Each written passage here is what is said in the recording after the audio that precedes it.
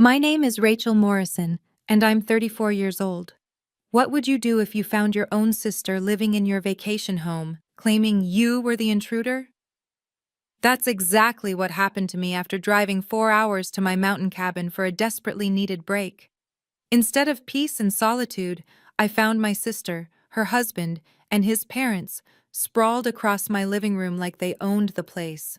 When I knocked on my own door, she had the audacity to call me a leech and threatened to call the cops on me. The best part? I told her to go ahead and try. What happened next turned her entire world upside down, and trust me, you'll want to hear every detail. Before we dive in, please take a moment to like and subscribe, but only if you genuinely enjoy this story. I'd love to know where you're watching from and what time it is there. Now, let me tell you how this all started. I work as a marketing director for a tech startup in Denver. For the past year, I've been pulling 70-hour weeks, managing 3 major product launches while my team was cut in half due to budget constraints. My life had become an endless cycle of conference calls, spreadsheets, and lukewarm coffee at 10 p.m. 3 years ago, when I finally got promoted to director, I did something my family thought was insane. Instead of buying a fancy car or moving to a bigger apartment, I bought a small cabin in the mountains near Aspen. That cabin wasn't a gift or inheritance, it was 10 years of skipped vacations and ramen dinners. Every bonus, every tax refund, every freelance project went into that savings account labeled Freedom Fund. My family never understood it. At every holiday gathering, my mother would sigh dramatically and ask when I was going to settle down like Megan. My younger sister Megan, the golden child who married her college boyfriend Derek at 23 and immediately started popping out kids. She was living the life my parents deemed correct: suburban house, minivan, PTA meetings. "Why do you need a whole cabin just for yourself?" my mother would ask. "It's so selfish." Selfish. That word followed me everywhere. Selfish for choosing career over marriage. Selfish for not wanting children. Selfish for buying property instead of being available to babysit Megan's kids every weekend. But that cabin? It was my sanctuary, the one place where I could breathe without judgment, where success wasn't measured by my relationship status or reproductive choices. It was mine, earned through my own sweat and sacrifice. I had no idea that my selfishness was about to be tested in ways I never imagined. The breaking point came on a Thursday evening in March. I'd just wrapped up a product launch that generated $2 million in revenue, but instead of celebrating, I found myself crying in my car in the parking garage. Not sad tears, exhausted ones. The kind where your body just gives up and decides to leak from the eyes. That's when I decided. 2 weeks at the cabin. No laptop, no work phone, just books, wine, and absolute silence. I didn't tell anyone where I was going. I deliberately didn't tell anyone where I was going. I needed real peace. The last time I'd mentioned a cabin trip to my family, Megan had shown up with her kids for a fun surprise visit, turning my quiet weekend into a babysitting marathon. I spent Friday preparing, grocery shopping for comfort food I never allowed myself during work weeks, downloading books I'd been meaning to read for 2 years. I even bought an actual paper journal, thinking maybe I'd try that meditation journaling thing my therapist kept suggesting. Saturday morning, I loaded up my Subaru with supplies and a week's worth of comfortable clothes, the kind with elastic waistbands that my mother would call giving up clothes. The weather forecast promised clear skies and cool mountain air. Perfect for hiking, reading on the deck, maybe finally learning to paint with those watercolors I'd bought 3 years ago. As I locked my apartment and headed for the highway, I felt lighter with each mile. No meetings, no emergencies, no family drama. Just me and my cabin, the place I'd worked so hard to earn. If only I'd known what was waiting for me at the end of that drive, I might have turned around. Or maybe not. Sometimes you need to face the storm to finally see the sun. The 4-hour drive from Denver to my cabin usually feels therapeutic. This time, something felt off from the moment I hit the mountain roads. About 2 hours in, My phone buzzed with a text from Margaret, my nearest cabin neighbor. Hi, Rachel. Just wanted to let you know there's been some activity at your place. Thought you'd hired contractors? Contractors? I hadn't hired anyone. My stomach did a little flip, but I rationalized it away. Maybe the property management company I used for maintenance had scheduled something and forgotten to tell me. I texted back. No contractors scheduled. What kind of activity? Margaret's response came quickly. Several cars. Looks like a family? They said they had permission.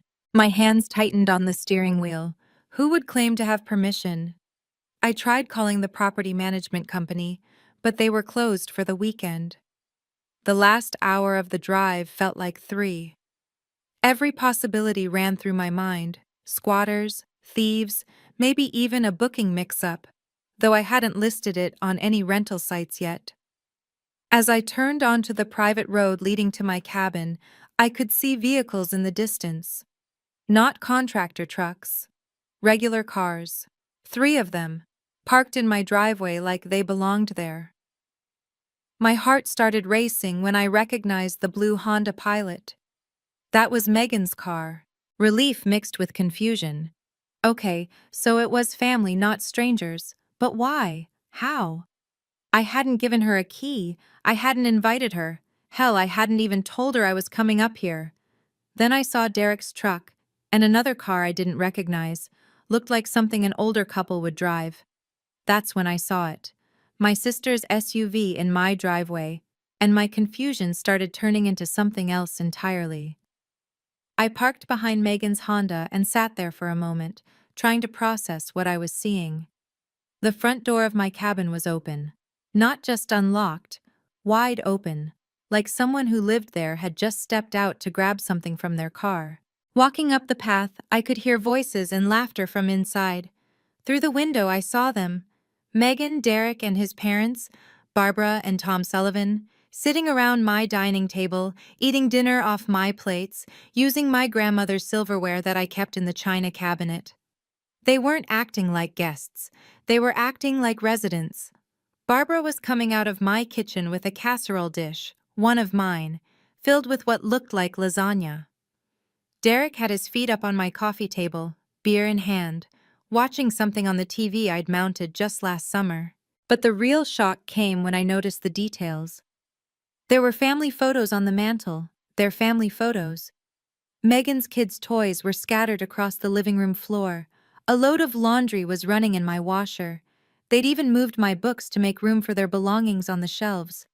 They were eating dinner at my table, using my dishes, like they owned the place. I stood there at the window, invisible to them in the evening darkness, watching this bizarre dinner scene. Megan was laughing at something Barbara said, completely at ease. Derek clinked his beer bottle against Tom's in some kind of toast. My key didn't work in the lock. They'd changed it. They'd actually changed the locks on my cabin. That's when the exhaustion turned to anger.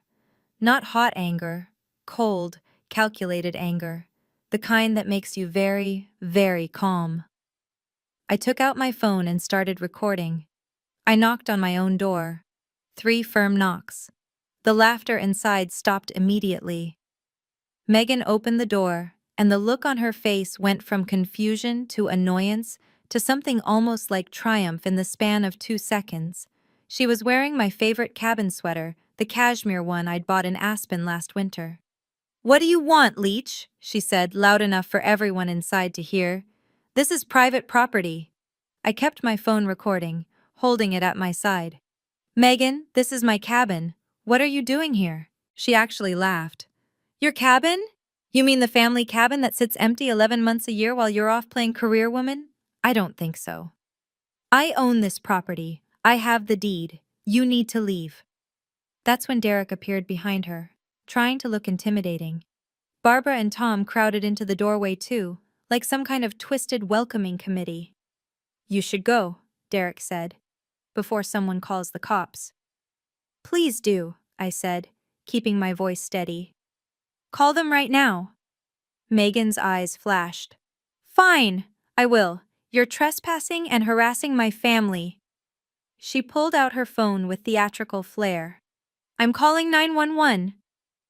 This cabin sits empty while families need homes. You're so selfish, Megan spat at me while dialing. I stepped back from the door, making sure I was clearly on the porch, not trying to enter. Please do call them, and make sure to tell them you've changed the locks on property you don't own. Barbara gasped a little at that, but Megan was already talking to the dispatcher, her voice high and distressed. Yes, there's a woman here harassing us at our vacation home. She's unstable and won't leave. I sat down on my own porch chair and waited. This was going to be interesting. While we waited for the police, Megan decided to explain why she deserved my cabin more than I did. She stood in the doorway like she was guarding her territory, with Derek and his parents flanking her. You want to know why we're here? She said, voice dripping with self-righteousness. Because it's criminal for you to hoard a 3-bedroom cabin when you're just one person, one selfish, childless person who doesn't even use it. Barbara chimed in. We needed a place for spring break with the grandkids. Hotels are so expensive, and this was just sitting here empty. Mom and Dad agree. Family should share resources based on need, Megan added, and we need it more than you do. You have your fancy apartment in Denver. What do you need with a second home? I kept recording, staying calm. So you broke in? We didn't break in, Derek said quickly. We found a way in, to family property. That only I pay taxes on? That only my name is on the deed? Megan rolled her eyes. God, you're such a capitalist. Everything is mine, mine, mine with you. This is why you're alone, Rachel. You don't understand family. I understand that family doesn't include breaking and entering, I said. We've been here 2 weeks, Barbara announced proudly, like this was an accomplishment. Made it real homey for the kids. They love it here. 2 weeks. They'd been living in my cabin for 2 weeks while I was killing myself at work, dreaming of this escape. And you changed the locks? For safety, Derek said. Can't have random people walking in. The irony was so thick I could have cut it with a knife. But I just nodded, still recording, waiting for the sound of sirens in the distance. I stood up slowly, keeping my movements deliberate and non-threatening. The recorder on my phone was still running, and I made sure to hold it visibly now. Please repeat that on camera. You're refusing me entry to my own property? Megan's face went red. Stop recording me. That's illegal. We're outside, Megan. Colorado is a one-party consent state. I can record in public and on my own property. I'd learned that from a legal podcast during one of those endless commutes. Barbara tried to grab my phone, but I stepped back. Don't touch me or my property, please. You're being ridiculous, Megan said. Put the phone away and we can talk about this like adults. We are talking. You've admitted to entering my property without permission, changing my locks, and living here for 2 weeks. I just want to make sure we're all clear on the facts. Derek stepped forward. You need to leave now, or things are going to get complicated. Complicated how? I asked calmly. Are you threatening me? No one's threatening anyone, Tom Sullivan finally spoke up, clearly uncomfortable. Maybe we should all just calm down. I am calm, I said. I'm sitting on my own porch, waiting for the police your wife called to sort out why I can't enter my own cabin. Megan's kids appeared in the doorway, Jaden, 8, and Emma, 6. They looked confused and a little scared. Aunt Rachel? Emma said in a small voice. Why is everyone mad? Before I could answer, Megan pulled them back inside. Kids, go watch TV in the bedroom. Aunt Rachel is having one of her episodes. Episodes? Like I was the unstable one here. I took a deep breath, maintaining my composure. The sirens were getting closer now. Perfect. I couldn't wait for the officers to arrive. The 911 call had been pure theater. Megan stood in the doorway, phone on speaker so everyone could hear her performance. Yes, officer, she's still here. She's recording us without permission and scaring my children. We're just trying to enjoy our family vacation, and she shows up making wild claims. I could hear the dispatcher asking for the address. Megan rattled it off confidently, like she'd been receiving mail here for years. How long have you been at this location, ma'am? The dispatcher asked. 2 weeks. It's our family's cabin. Not technically a lie, but not the truth either. Barbara nodded approvingly at her daughter-in-law's performance. Derek stood with his arms crossed, trying to look like the protective husband. Tom had disappeared inside, probably to hide any obvious evidence of their breaking in. The woman outside, does she have any weapons? The dispatcher continued. I don't think so, but she seems unstable. She keeps saying she owns the place, but she doesn't even have a key. That was rich. I didn't have a key because they'd changed the locks. Officers are 5 minutes out, the dispatcher said. Stay inside and keep the doors locked. After Megan hung up, she smirked at me. Hope you have a good lawyer. I do, actually, I said, but I won't need one today. Derek laughed. You're delusional. We have established residency. 2 weeks makes us legal tenants in Colorado. That's not how that works, I said, but I didn't elaborate. Let them dig their hole deeper. I moved my car to the street so the police would have room to park, then sat on the porch steps. The sun was setting behind the mountains, painting the sky purple and orange. It would have been beautiful if not for the circumstances. Perfect.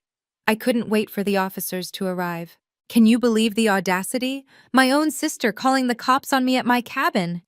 If you've ever dealt with entitled family members who think your property is family property, hit that like button. And what would you have done in my situation? Let me know in the comments. Now, let's see what happens when the police actually show up. 2 police cruisers pulled up, and I recognized Officer Martinez immediately. He'd helped me 2 years ago when I'd reported a break-in at the cabin. Turned out to be a confused hiker, but Martinez had been thorough and professional. Megan practically ran out to meet them, already talking before they'd fully exited their vehicles. Officers, thank God you're here. This woman won't leave us alone. She's harassing my family during our vacation. Martinez's partner, a younger officer named Brooks, took out his notepad while Martinez looked between Megan and me. I saw the flicker of recognition in his eyes. Ma'am, he said to me, can you step over here, please? I walked over calmly while Megan continued her performance for Officer Brooks. She just showed up and started making demands, scaring my children. We've been here 2 weeks peacefully, and now this. By now, 3 of my neighbors had come out to watch. Margaret from next door, the Johnsons from across the street, and old Mr. Chen from 2 houses down. Great. An audience. Megan loved an audience. Ms. Morrison, Officer Martinez said to me quietly, this is your cabin, isn't it? I remember the break-in report from 2022. Yes, officer, I own this property. I have all the documentation on my phone. He nodded. And them? He gestured toward Megan and her family. That's my sister. I didn't give her permission to be here. I've been in Denver working. Came up today to find they've changed my locks. Martinez's eyebrows went up. Changed the locks?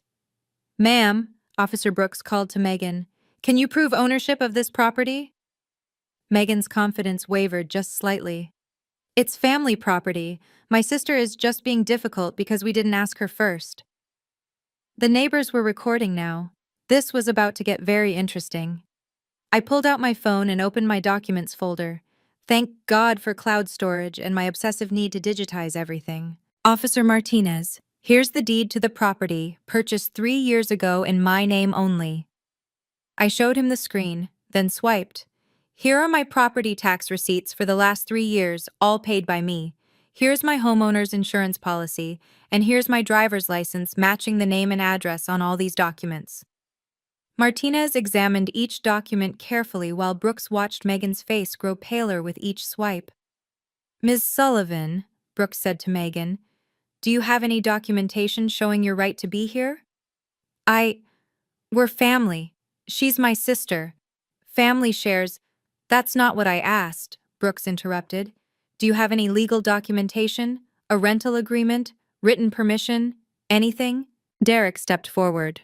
We don't need documentation to visit family property. Actually, you do, Martinez said. If the legal owner says you don't have permission and you've changed the locks. He looked at me. Ma'am, did you give them permission to change your locks? Absolutely not. I didn't even know they were here until an hour ago. Margaret, my neighbor, called out from her yard. Officers, I can confirm that's Rachel's cabin. She's owned it for 3 years. These folks showed up 2 weeks ago saying Rachel gave them permission to stay. That's what they told us too, Mr. Johnson added. Thought it was strange Rachel didn't mention it, but… Megan was sweating now, despite the cool mountain air. Barbara had gone silent, and Tom was nowhere to be seen. The kids were watching from the window, and I felt bad for them. None of this was their fault. Here's the deed, tax records for 3 years, and utility bills in my name, I said, showing Officer Martinez my phone again. There's something else, I said, pulling up my security app. I have cameras installed. They're motion activated and upload to the cloud. Megan's face went white. You… what? Officer, here's footage from 2 weeks ago showing them breaking in. I played the video on my phone, angling it so both officers could see. The timestamp was clear. March 5th, 2:30 p.m. The video showed Derek using some kind of tool on my back door while Megan kept watch. Tom Sullivan was clearly visible carrying suitcases inside. That's breaking and entering, Officer Brooks said quietly. The next clip showed them changing the locks the following day. A locksmith van was in the driveway, and Derek was handing cash to the technician. Officer, here's footage from 2 weeks ago showing them breaking in, I said, playing another clip. Martinez turned to Megan. Ma'am, you told dispatch this was your family cabin. You said you'd been here legitimately for 2 weeks. It is family property. Megan was getting shrill now. She doesn't even use it. It sits empty while we needed a place to stay. That's not how property law works, Martinez said. Ms. Morrison, do you want to press charges? Derek stepped between Megan and the officers. Wait, this is all a misunderstanding. Rachel said we could use the cabin. Tell them, Rachel. I never said that. I haven't spoken to any of you in 2 months, and that was at Christmas dinner. Barbara finally emerged from the cabin, probably realized hiding inside looked worse. Officers, surely this can be resolved within the family. No need for charges. The neighbors were still recording. Mr. Chen had actually pulled out a lawn chair. This was better than cable for him. Ma'am, Martinez said to Megan, you need to explain why you told the locksmith you owned this property. Megan's entire demeanor changed. The righteous anger melted into desperate bargaining, her voice shifting from accusatory to pleading. Officers, this is just a family misunderstanding. Rachel and I, we talked about this months ago. She said the cabin was available for family use. I said no such thing, I replied calmly. You did, at Christmas. You said, she was scrambling now. You said family should support each other. I said that when you asked me for another loan, which I refused, by the way. Derek jumped in. We've been having financial troubles. We just needed a place to decompress. Rachel has so much and She promised, we're family, this is just a misunderstanding. Megan interrupted her husband, tears starting to form. Classic Megan, when confrontation fails, cry. Barbara tried a different approach. Officers, the children have been so happy here. Surely you won't traumatize them by throwing us out like criminals. You are criminals, Margaret called out from her yard. You broke into her house. More neighbors had gathered now. The Petersons, the Walkers, even the usually reclusive Mrs. Kim. Everyone had their phones out. Ma'am, Officer Brooks addressed Megan. Did you or did you not tell the locksmith you owned this property? It's family property. That's not an answer. Did you lie to the locksmith? Tom Sullivan finally reappeared, looking defeated. Officers, we didn't know. Megan told us Rachel gave permission. We thought it was all arranged. Barbara turned on her husband. Tom, don't… I'm not going to jail for this, Barb. Megan said it was fine. She said Rachel never uses it anyway, so it wasn't really stealing. The word stealing hung in the air. Megan looked at her father-in-law with betrayal written across her face. Actually, officers, I said, pulling up another app on my phone, there's one more thing. The cabin isn't sitting empty. I rent it out. Megan's tears stopped mid-sob. You… what? I have a booking through Airbnb starting Monday. A family from Texas paid $3,000 for a week. I showed Officer Martinez the confirmation. They arrive in 48 hours. You never said you were renting it, Derek accused. I don't need to clear my business decisions with you, but this means you've not only trespassed and committed breaking and entering, you've potentially cost me $3,000 in rental income and could damage my ratings as a host. Officer Brooks was taking notes. That's fraud charges on top of breaking and entering. I have paying guests arriving in 48 hours who've already paid $3,000, I repeated for emphasis. The neighbors were murmuring among themselves. Mrs. Kim called out, I wondered why you hadn't been up lately, Rachel. These folks told me you gave them the cabin for the month. They told me the same thing, Mr. Peterson added. Said you felt guilty about having so much space to yourself. Megan was cornered now. Every lie was being exposed in front of an audience. Barbara was stepping away from her daughter-in-law, creating physical distance. Tom was already heading toward their car.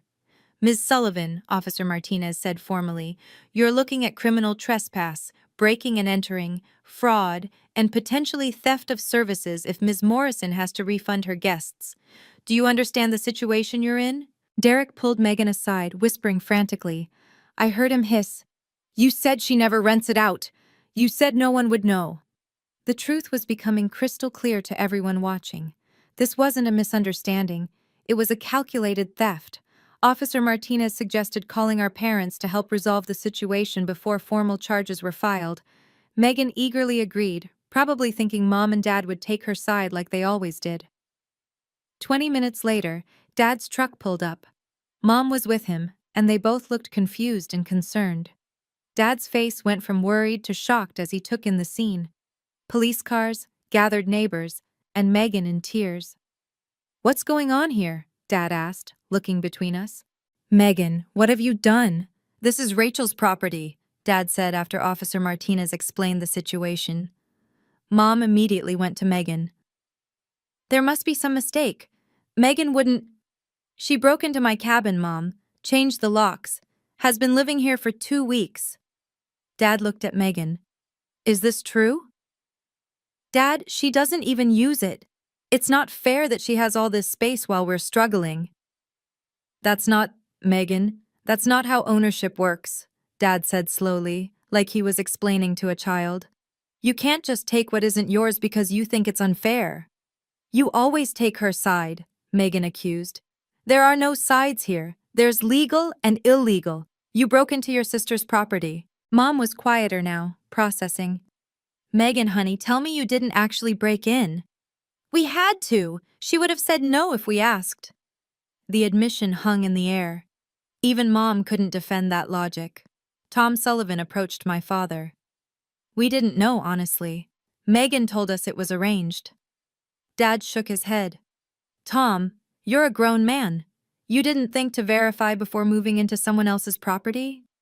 The crowd of neighbors was growing. This was the most excitement the mountain community had seen in years.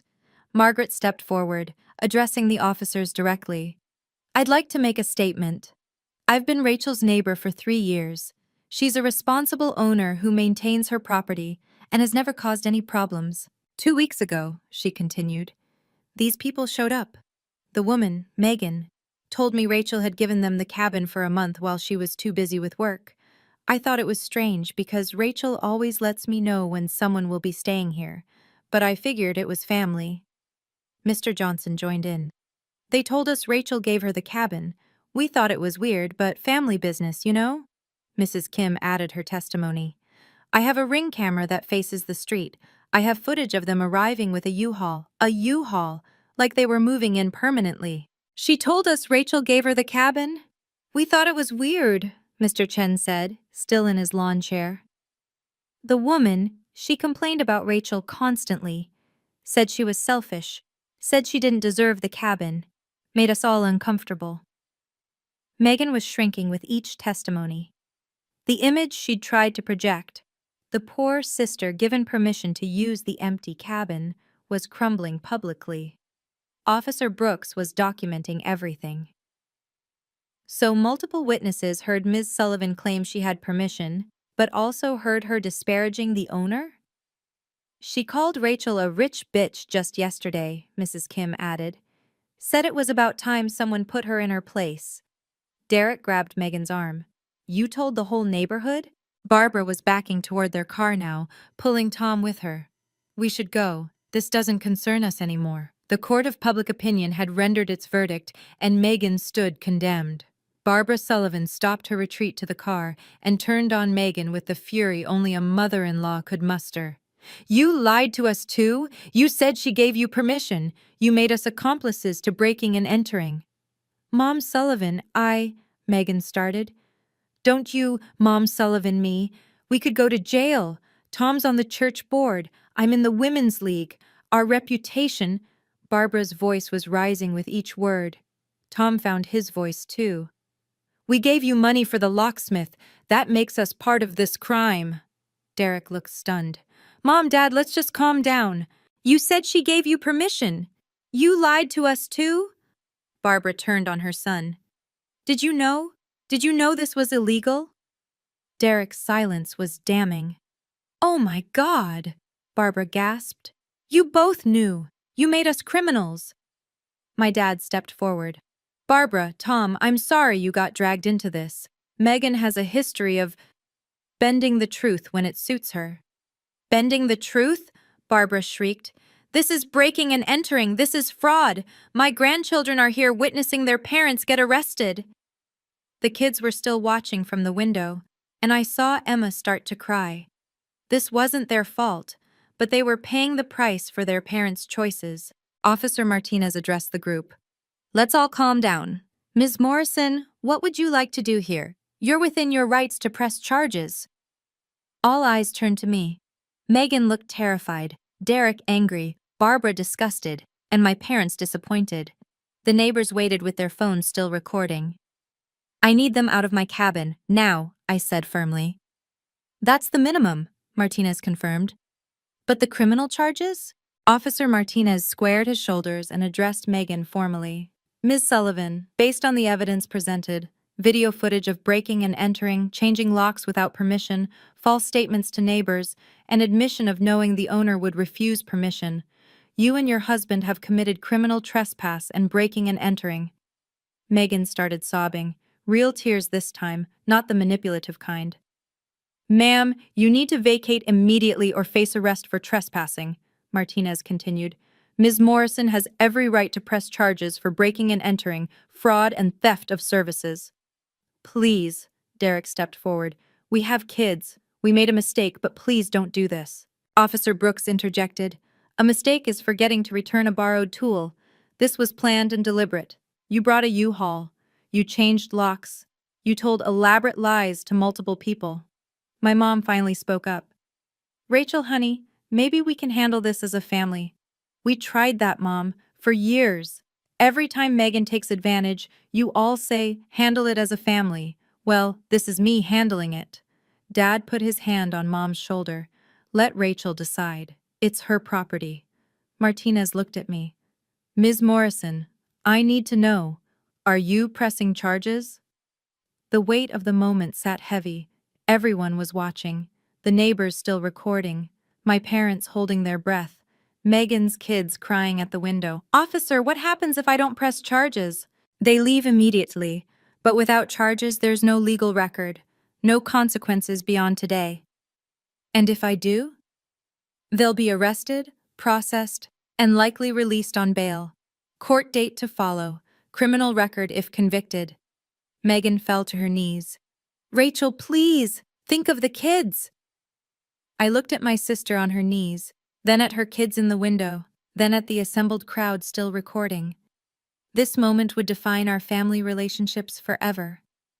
Get up, Megan, I said quietly. Get up and listen very carefully.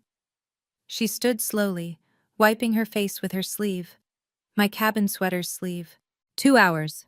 You have 2 hours to remove everything you brought and return my cabin to exactly how you found it. Every single item of mine goes back where it belongs. You leave my spare key on the kitchen counter. I know you found it in the fake rock.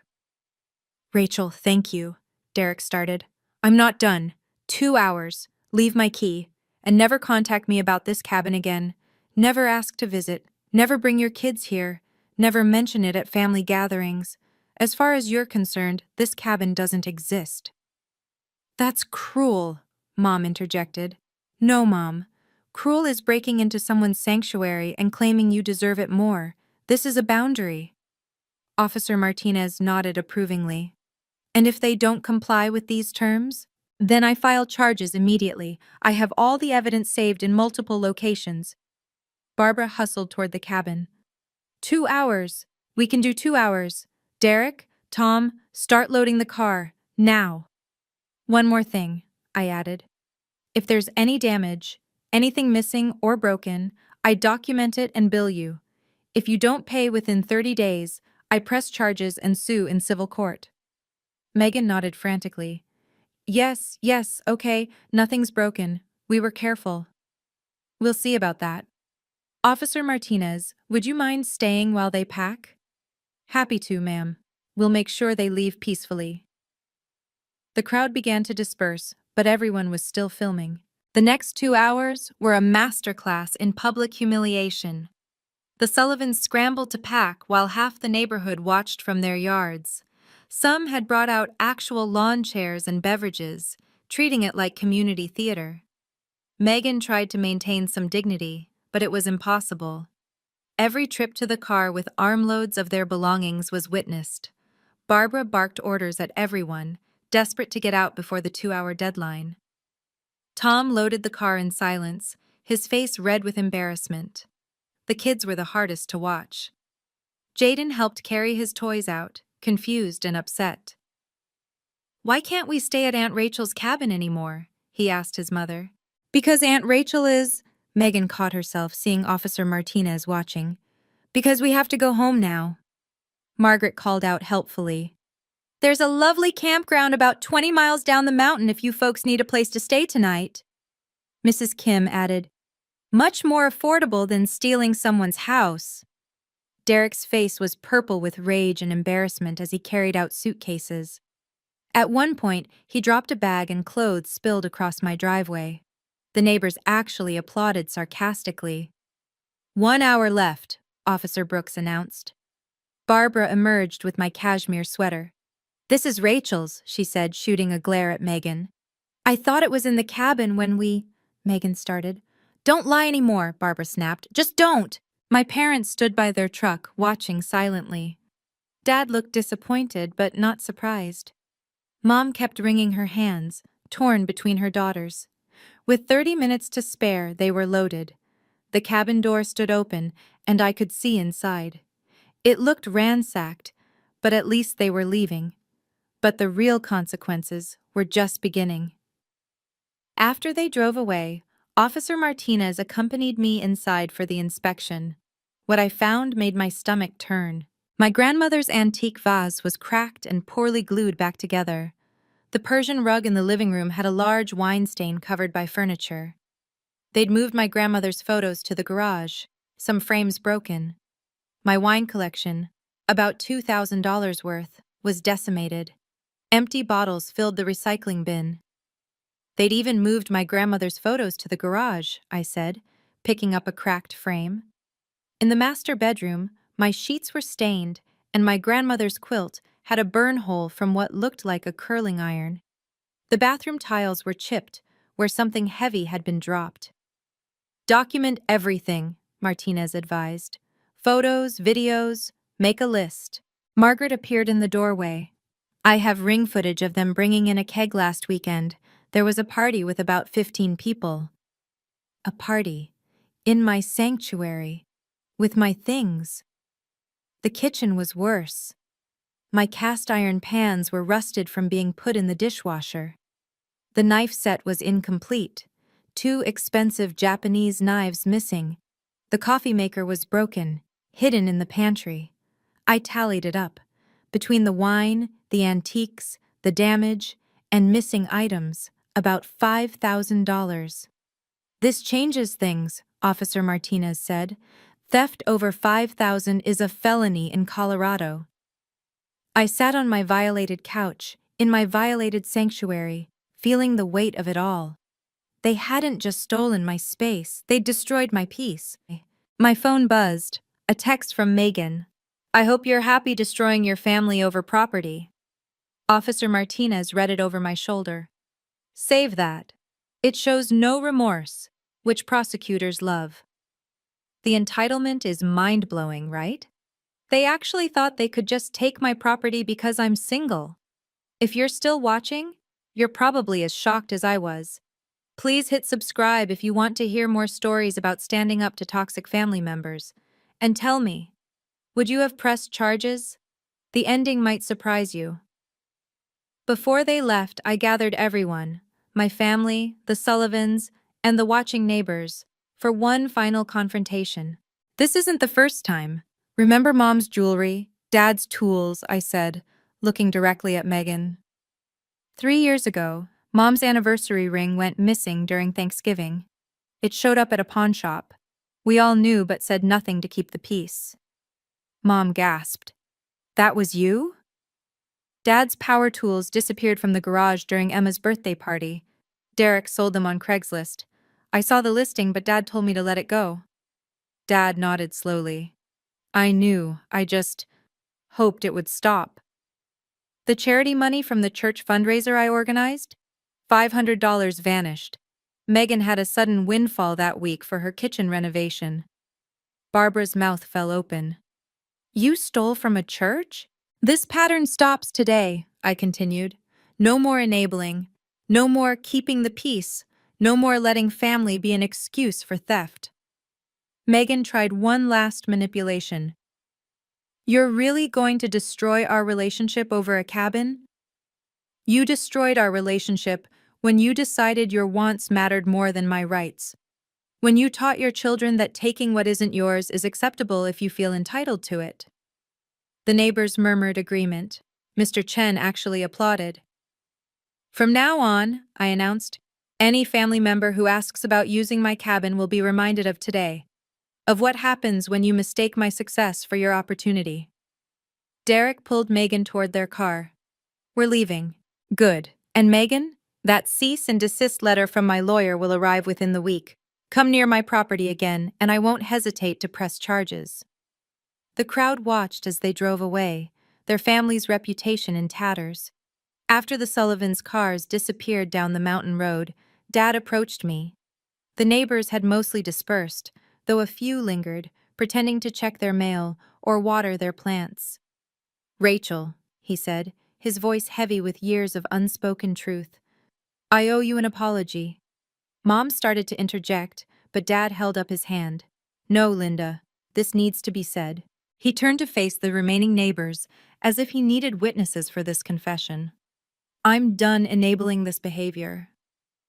Rachel, I'm sorry. I've watched Megan take advantage of you for years. Your college fund that mysteriously depleted when Megan needed wedding money. The car you saved for that somehow became Megan's down payment.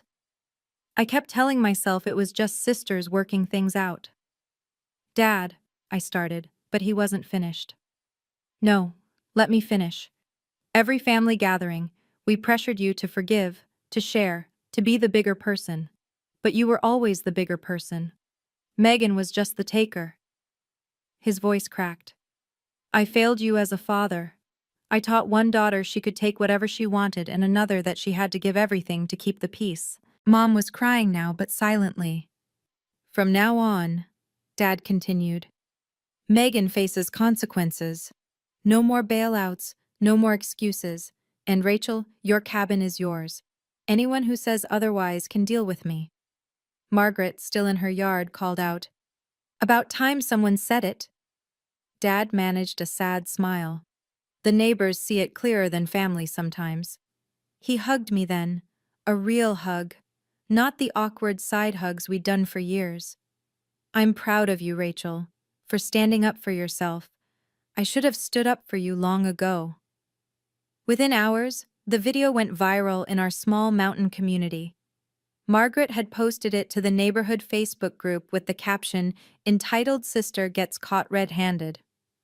By morning, it had over 3,000 shares. The fallout was swift and brutal.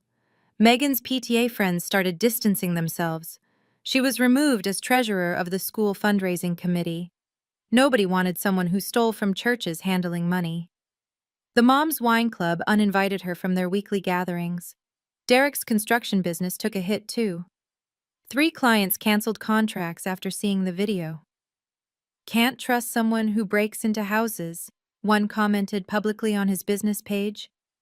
Barbara called my mom in tears. Their church congregation had seen the video. Tom was asked to step down from the board pending a review. The Women's League president suggested Barbara take a sabbatical from activities. The video went viral in our small mountain community, but the most interesting response came from unexpected sources. I received dozens of messages from other successful singles sharing similar stories. Siblings who felt entitled to vacation homes, parents who demanded access to investment properties, family members who believed that choosing career over marriage meant your assets were communal property. One message stood out. I'm a 38-year-old surgeon. My brother moved into my beach house while I was working pandemic shifts. Claimed I didn't need it since I was never there. Your story gave me courage to finally evict him. The local news picked up the story. Family feud over mountain cabin goes viral. They interviewed Margaret, who didn't hold back. That family acted like squatters. Rachel worked hard for that cabin. Being single doesn't make your property communal. Megan tried damage control, posting her own version on Facebook. The comments destroyed her. Even her friends couldn't defend breaking and entering. The Monday after the incident, I sat in my lawyer's office finalizing the cease and desist letter, but I decided to go further. I want a formal no trespass order filed with the county, I told him, and I want it to explicitly include all family members who don't have written invitation from me. He raised an eyebrow. That's quite comprehensive. This cabin is off limits to anyone I don't explicitly invite, I said firmly. I'm done with assumptions and entitlement. I also upgraded my security system. 8 cameras instead of 2, all with night vision and audio. Smart locks that could only be opened with codes I controlled. Motion sensors that alerted my phone immediately. I sent a family email that evening. To be clear, my cabin is private property. No one has implicit permission to use it. Family relation does not equal access rights. Any attempt to enter without my explicit written permission will be treated as trespassing and handled by law enforcement. This is not negotiable. Mom called immediately. Don't you think that's harsh? No, Mom. What's harsh is having to change my locks because my sister broke in. What's harsh is finding my grandmother's things destroyed. Boundaries aren't harsh, they're necessary. I also created a rental LLC for the Airbnb business, adding another legal layer of protection. The cabin was now officially a business asset, not a family resource. My therapist, whom I'd called for an emergency session, said something that stuck. You're not responsible for managing other people's feelings about your boundaries. The cease and desist was delivered to Megan that Wednesday. She texted me a photo of it with just one word. Really? I didn't respond. The boundary was the response. Monday afternoon, the Texas family arrived right on schedule, a couple with 2 teenagers. I met them at the cabin to hand over the keys and do a walkthrough, making sure everything was perfect after the weekend's drama. This place is absolutely gorgeous, the wife Sandra exclaimed. The pictures didn't do it justice. I'd spent Sunday frantically cleaning and replacing damaged items. New wine glasses, fresh linens, and my grandmother's photos back in their proper places. The cracked vase was hidden away, a reminder of the violation. We've been saving for this trip for 2 years, the husband Marcus told me. Our first real vacation since COVID. Their teenage daughter was already on the deck, taking Instagram photos of the mountain view. Their son had found the game room in the basement, something Megan's kids had thankfully not destroyed. That family's joy reminded me why I bought this place, I thought, watching them explore with genuine excitement. Sandra left a review before they even checked out. Rachel's cabin is a dream. Pristine condition, amazing views, and the perfect mountain escape. You can tell the owner truly cares about this property. 5 stars isn't enough. That review meant everything. It wasn't just about the rating. It was validation that my cabin was worth protecting, worth the ugly confrontation with family. More bookings came in immediately. A retired couple for 2 weeks in April, a writer seeking solitude for a month in May. My cabin was booked solid through summer at $300 a night. I did the math. If I maintained 70% occupancy, the cabin would generate enough passive income for me to potentially leave my stressful job within 2 years. Megan's break-in had actually pushed me to monetize properly. Financial freedom through boundaries. Who would have thought? 2 weeks later, Mom became Megan's messenger. She showed up at my Denver apartment uninvited, holding a letter. "Megan asked me to give you this," she said, looking uncomfortable. The letter was classic Megan. 3 pages of manipulation disguised as an apology. "Dear Rachel, I'm sorry you felt violated, but family should share. You have so much while we struggle. The kids miss the cabin. They don't understand why their aunt hates them now. Derek might lose his business because of that video. I hope you're satisfied with destroying your family over property. Maybe someday you'll understand when you have children of your own what it means to sacrifice for family. Megan." "I'm sorry you felt violated, but family should share," I read aloud to Mom. "She's not sorry for what she did. She's sorry she got caught." Mom shifted uncomfortably. "She's having a hard time, Rachel. Derek's sleeping in the garage. The kids are being bullied at school about their parents being thieves." "And whose fault is that?" "I'm not saying it's yours, but—" "No buts, Mom. Megan taught her kids that stealing is okay if you feel entitled. Now they're learning it's not. That's parenting." Mom pulled out her phone. "She wanted me to show you this video of the kids crying, asking why Aunt Rachel hates them. That's emotional manipulation using children as weapons. I don't hate them. I hate what their parents did. There's a difference."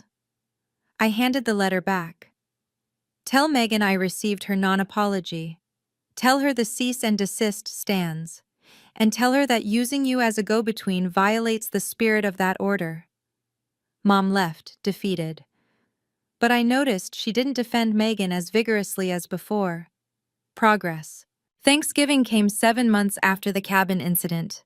For the first time in 15 years, Megan wasn't at our parents' table. She'd been explicitly disinvited after threatening to bring a lawyer to dinner to discuss Rachel's theft of family property. The atmosphere was surreal, lighter yet tinged with sadness. We could actually hear each other talk without Megan's kids running wild or Derek's sullen presence darkening the room. "It's quieter, but more peaceful, isn't it?" Mom said, passing the green beans.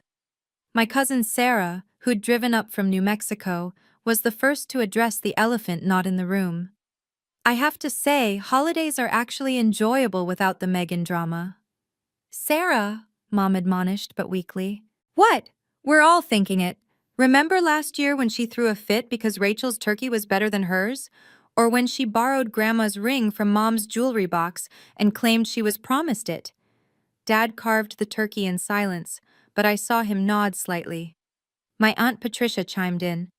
"I wasn't going to say anything, but Megan called me asking for a loan last month, said you all had abandoned her over a misunderstanding about the cabin."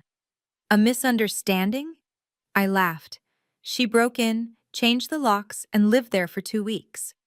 "That's what I told her," Patricia said. "She hung up on me." The conversation shifted to other topics: Sarah's promotion, Patricia's retirement plans, Dad's new woodworking hobby. Normal family conversations without Megan's constant need for attention or Derek's defensive anger. After dinner, Dad pulled me aside. "This was nice. Peaceful. I'm sorry it took so long to get here." "Me too, Dad, me too." A week before Christmas, I finally made it back to my cabin alone. The Texas Families Review had brought a stream of bookings, but I'd blocked off this week for myself. The retreat I'd originally planned 9 months ago. I sat on the deck with a cup of coffee, watching the sunrise paint the mountains gold. The silence was perfect. No family drama, no work emails, just me and my hard-earned peace. The cabin felt mine again. I'd replaced all the damaged items, but more importantly, I'd reclaimed the emotional space. This wasn't just property.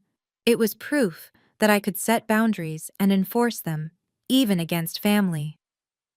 Family doesn't mean accepting disrespect. Love includes boundaries, I said aloud to the mountains, testing how the words felt. They felt true. My therapist had been right. The guilt I'd carried about being selfish was really about being trained to prioritize everyone else's needs above my own. Megan hadn't just broken into my cabin, she'd assumed her needs automatically outweighed my rights. I thought about the kids, Jaden and Emma. I did feel bad for them, but not guilty. They were learning a hard lesson about consequences because their parents had never learned it themselves. Maybe this would help them grow up better adjusted than their mother. My phone buzzed with a booking request for New Year's week. A family reunion, offering premium pricing. I accepted it immediately. My cabin was working for me now, generating income and joy for families who respected it. I pulled out my journal. Yes, I'd finally started that meditation journaling, and wrote, "Success isn't selfish, boundaries aren't cruel, and family doesn't mean accepting theft with a smile." The mountains didn't judge. They just stood there, solid and unmovable, like the boundaries I'd finally learned to set. 6 months later, I was reviewing my Airbnb earnings when Mom called with news that shouldn't have surprised me but did. "Derek filed for separation," she said quietly. "He's claiming Megan's criminal behavior destroyed his business and reputation." The irony was thick. Derek, who'd helped break in, was now playing victim. But I understood. Megan's entitlement had probably poisoned their marriage long before the cabin incident. "He wants to know if you'll write a statement saying he was manipulated by Megan," Mom continued. "No, he was there. He changed my locks. He's an adult who made choices." Meanwhile, my cabin business was thriving. I'd made enough to pay off my car and start a savings fund for early retirement.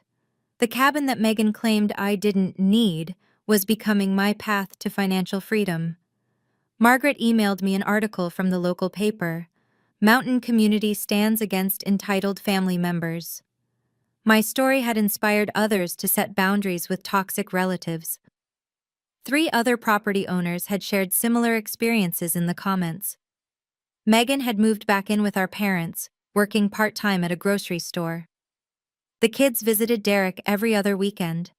The family that had tried to steal my sanctuary had imploded from their own entitlement. Dad called last week. "Megan wants to apologize. Really apologize this time. She's been in therapy." Good for her. But my boundary stands. The cabin is off limits. Forever. "I understand," he said. And I believed he did. Sometimes losing toxic people is actually winning your life back. My cabin taught me that.